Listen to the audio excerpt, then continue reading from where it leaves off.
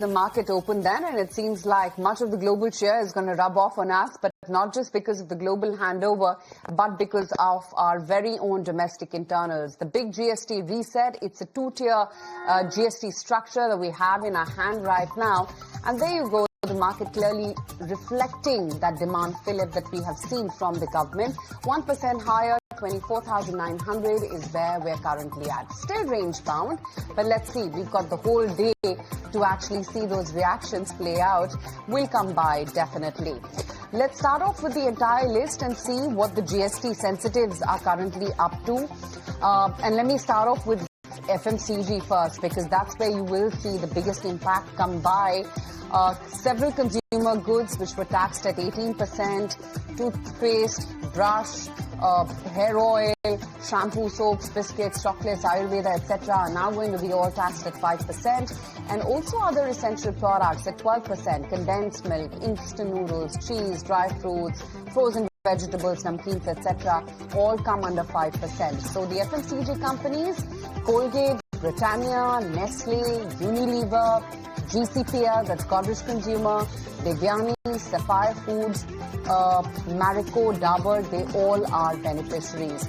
Well, of course, the GST rate on output remains unchanged. There is going to be lower tax on key inputs like cheese, chicken, where the rate has come down to 5% from the earlier 12%, and even pizza bread, which now goes down from the earlier 5% to nil. So Jubilant, Devyani, Sapphire Foods, look out for that entire basket. Also apparels, which were earlier priced between 1,000 and 2,500, has now been cut to 5%. The key beneficiaries should be Aditya Birla Lifestyle Brands. So look out for what that stock does, ABFRL that is.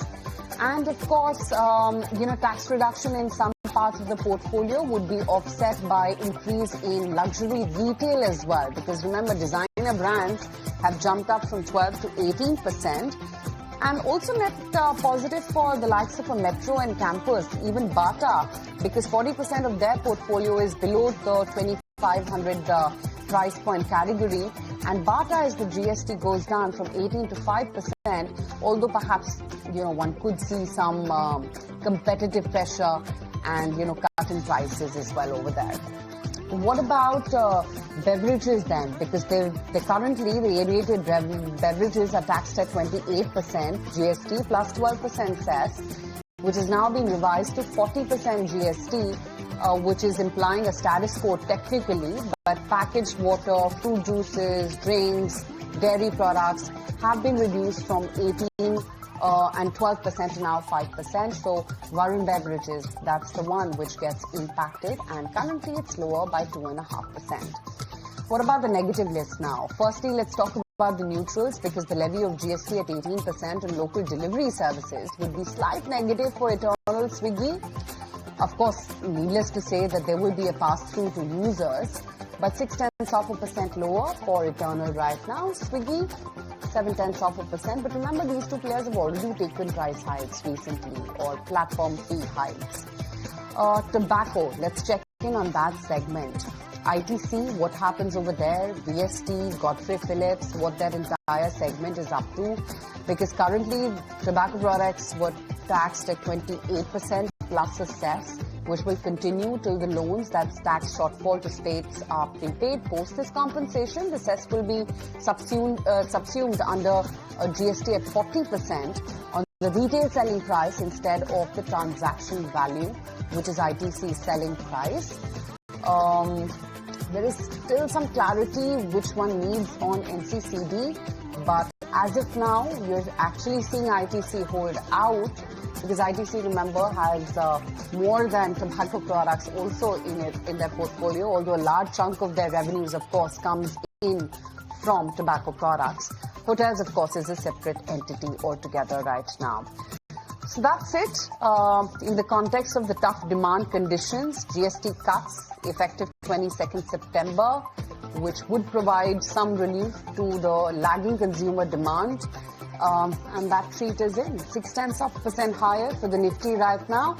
Still sub actually the 24,900 point. And the banks are a lot more subdued, about only a 0.3% move that you're seeing.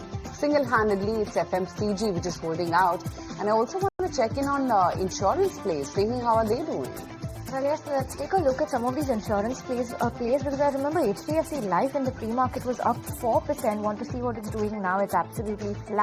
Given up all of those pre-market gains. Let's take a look at ICICI Prudential, ICICI Lombard, Niva Bupa, GIC, NIACAL. All of these insurance plays will be in focus today on the back of the GST waiver coming in on the premiums for life and health insurance. So Niva Bupa currently doing very well. A health insurance player up 5.5%. You have general insurance. GIC absolutely flat. Want to see what LIC is also doing? Life Insurance Corporation of India. Star Health doing very well. So it's actually these health insurers that are doing much better than the life insurers, but not too much. Lagging behind is LIC right now, about a 2% uptick coming in on some of the life insurance players as well. But clearly, the bigger benefit is being seen on the health side of insurance. With that, let's get in a sense of what the market open has been like today. We have Rajesh and Saumil with us back on the technicals. Rajesh, first of all, help us with your read-through of how the market